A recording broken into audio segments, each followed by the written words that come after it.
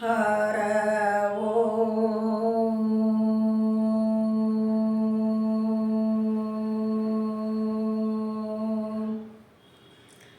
ಚಿದಂಬರಮಠಾಧೀಶಂ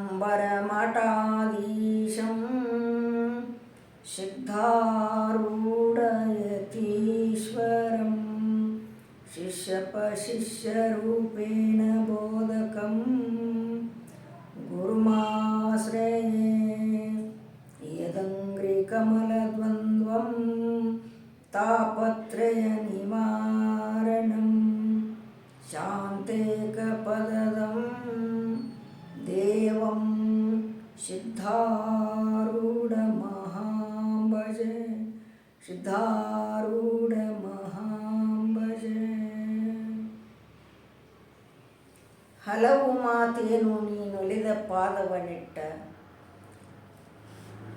ಜಲವೇ ಪಾವನ ತೀರ್ಥ.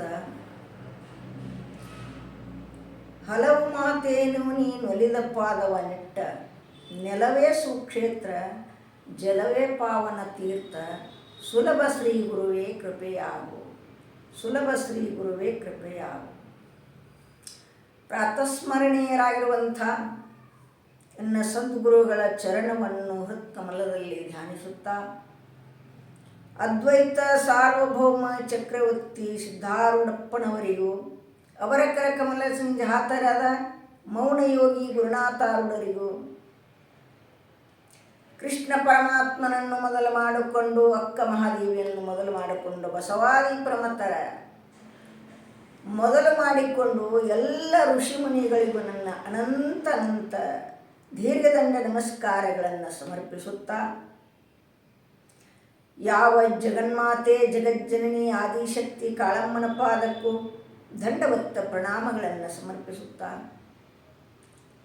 ಶಿವಸ್ವರೂಪಿಗಳೇ, ವಿಷಯವು ಏನಂತ ಕೇಳಿದರೆ ಒಂದು ಶಿವಕ್ಕೆ ಆಧಾರವಾಗಿಟ್ಟುಕೊಂಡು ಮಾತನಾಡಬೇಕಂಥೇಳಿ ಇದೆ. ಅದು ಯಾವುದು ಅಂತ ಕೇಳಿದರೆ ಕೃಷ್ಣ ಪರಮಾತ್ಮನನ್ನು ಪ್ರಶ್ನೆ ಮಾಡಿದ್ದು ಅರ್ಜುನ. ಏನು ಪ್ರಶ್ನೆ ಮಾಡಿದ ಅಂತ ಕೇಳಿದ್ರೆ, ಪುಣ್ಯಾತ್ಮರೇ, ಹೇ ಭಗವಂತ ಶ್ರೀಕೃಷ್ಣ,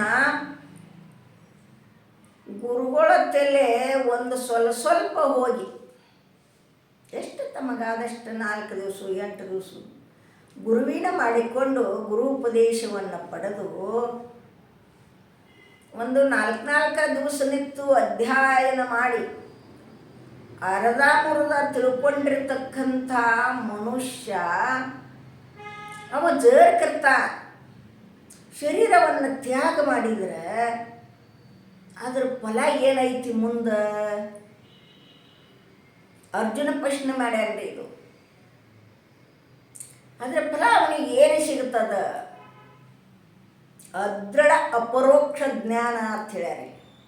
ಅದೃಢ ಅಪರೋಕ್ಷ ಜ್ಞಾನ, ಅದರ ಫಲ ಏನು ಸಿಗ್ತತಿ ಪರಮಾತ್ಮ ಅಂತ ಪ್ರಶ್ನೆ ಮಾಡ್ಯಾನ ಪುಣ್ಯಾತ್ಮರೇ ಶ್ರೀಕೃಷ್ಣನನ್ನ ಅರ್ಜುನ. ಆಗ ಪರಮಾತ್ಮ ಹೇಳ್ತಾನ, ಶುಚೀನಾಂ ಶ್ರೀಮತಾಂ ಗೇಹೆ ಯೋಗ ಭ್ರಷ್ಟೋ ಅಭಿಜಾಯತೆ. ಎಲೈ ಅರ್ಜುನ, ಯೋಗಜ್ಞಾನಿಗಳ ಸಂಸುದ್ಧಿಯನ್ನು ಹೊಂದದೆ ಮಧ್ಯದಲ್ಲಿ ವಾಯು ವೇಗದಿಂದ ಶಾಂತವಾದ ದೀಪದಂತೆ ಪ್ರಾರಬ್ಧ ಕರ್ಮ ವಶದಿಂದ ಶರೀರ ತ್ಯಾಗವಾದ ಅಧಿಕಾರಿ ಪುರುಷ ಸಕಾಮ ವಾಸನೆ ಉಳ್ಳವನಾದಲ್ಲಿ ಪವಿತ್ರ ರಾಜರ ಕುಲದಲ್ಲಿ ಹುಟ್ಟುತ್ತಾನೆ. ಅಥವಾ ಯೋಗೀನಾಮೇವ ಕಾಕೂಲೆ ಭವತಿ ಧೀಮಾತಂ ಏತದ್ದಿ ದುರ್ಲಭತರಂ ಲೋಕೆ ಜನ್ಮ ಯದಿದೃಶ್ಯಂ. ಬೆಲೆಯ ಅರ್ಜುನ, ನಿಷ್ಕಾಮದಿಂದ ಮಾಡಿದವನು ಅವನು ಜ್ಞಾನಿ ಪುರುಷರ ವಂಶದಲ್ಲಿ ಜನ್ಮವನ್ನು ತಾಳುತ್ತಾನೆ. ನೋಡ್ರಿ, ಪರಮಾತ್ಮ ಏನು ಹೇಳಿದ? ಅದೃಢಾಗಿದ್ರೆ ಶ್ರೀಮಂತ ಕುಲದಲ್ಲಿ ಉತ್ತಮ ಲೋಕ ಪ್ರಾಪ್ತಿ ಅಕ್ಕವ. ಪವಿತ್ರಮಾನರ ಕುಲದಲ್ಲಿ ಜನ್ಮ ಹುಟ್ಟುತ್ತೈತೆ. ಒಂದು ಸಕಾಮಣೆಯಿಂದ ಮಾಡಿದ್ದಂದ್ರೆ ಅದೇ ನಿಷ್ಕಾಮಣೆಯಿಂದ ಜರಕಿರ್ತಾವ ಮಾಡಿದ್ದಪ್ಪ ಅಂತಂದ್ರೆ ಅಭ್ಯಾಸ ಅವನು ಜ್ಞಾನಿ ಪುರುಷರ ವಂಶದಲ್ಲಿ ಜನ್ಮವನ್ನು ತಾಳುತ್ತಾನೆ ಪರಮಾತ್ಮ ಹೇಳಿದ್ರಿ. ಅದಕ್ಕಾಗಿ ಮನುಷ್ಯ ಜನ್ಮವು ಬರುವುದು ಬಹಳ ದುರ್ಲಭ. ಬಂದರೆ ಜ್ಞಾನ ಮಾಡಿಕೊಳ್ಳುವುದು ಅತಿ ದುರ್ಲಭ. ಜ್ಞಾನ ಸುಮ್ಮನೆ ಅಕ್ಕತ್ತೇನ್ರಿ ಅಂತ ಕೇಳಿದ್ರೆ ಆಗಂಗಿಲ್ಲ. ಹಂಗೆ ಸುಮ್ಮನೆ ಅಕ್ಕತ್ತೇನಂದ್ರೆ ಆಗಂಗಿಲ್ಲ.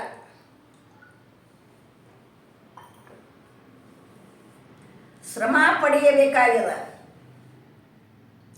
ಅದಕ್ಕೆ ನಿಜಗುಣರು ಹೇಳಿದರು ತಮ್ಮ ಪದ್ಯದಲ್ಲಿ, ಸುಮ್ಮನಾಗದು ವಿಧಿಯೊಳೊಂದದೆ ಮುಕ್ತಿ, ಸುಮ್ಮನಾಗದು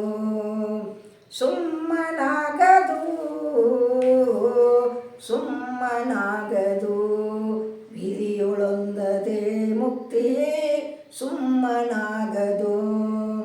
ಇದು ನಿತ್ಯ ಎಂಬುದನರಿಯಾದೆ, ಹೃದಯ ಭೋಗೆಚ್ಚ ದೊರೆಯದೆ, ಒದವಿ ಸಮಾಧಿ ಸಾಧನವಾರು ನೆರೆಯದೆ, ಒದವಿ ಸಮಾಧಿ ಸಾಧನವಾರು ನೆರೆಯದೆ, ಸದುಗತಿ ಆಶೆ ಯೋಳುರಿಯದೆ, ಸುಮ್ಮನಾಗದು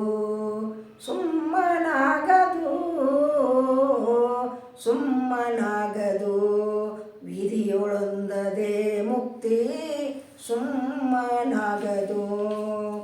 ಗುರುಪಾದ ಸೇವೆ ಒಲವಿಂದ ಮಾಡದೆ,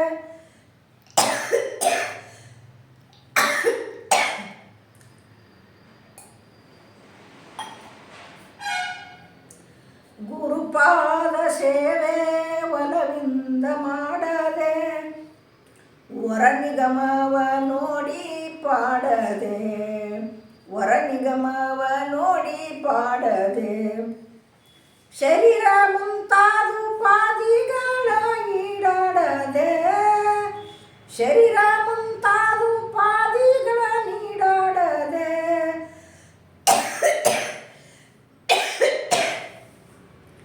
ಪರಮ ಜೀವರೋಳು ಒಂದು ಗೂಡದೆ, ಸುಮ್ಮನಾಗದು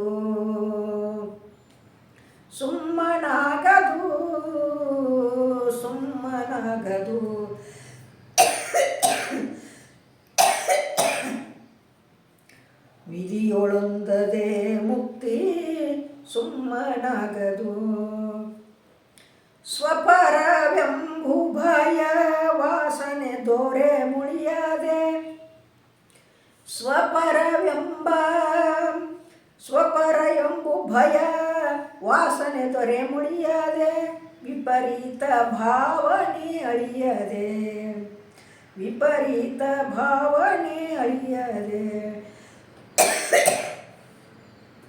ಉಪಮೆ ಗೈದುದು ಶಂಭುಲಿಂಗವಾಗುಳಿಯದೆ,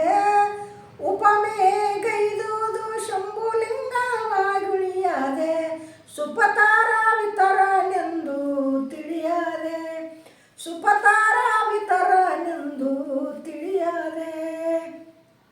ಸುಮ್ಮನಾಗದು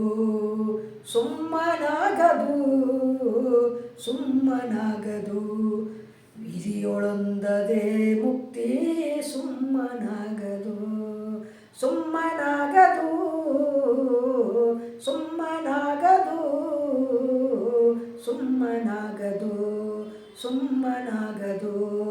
ವಿಧಿಯೊಳೊಂದದೆ ಮುಕ್ತಿ, ಸುಮ್ಮನಾಗದು. ಪುಣ್ಯಾತ್ಮರೇ, ಮೊದಲೇ ಹೇಳ್ಯಾರ ಅವ್ರು ಏನು, ನೆರೆಕೆನ್ನೆಗೆ ಬಣ್ಣ ಬಸವಣ್ಣನವರು ನೆರೆಕೆನ್ನೆಗೆ ತೆರೆಗಲ್ಲಕ್ಕೆ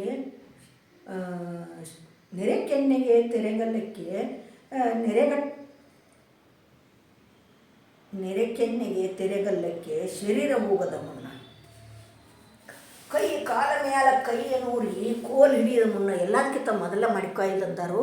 ಉಪ್ಪಿನ ಕಾಲಿಕೆ ಕೆಮ್ಮು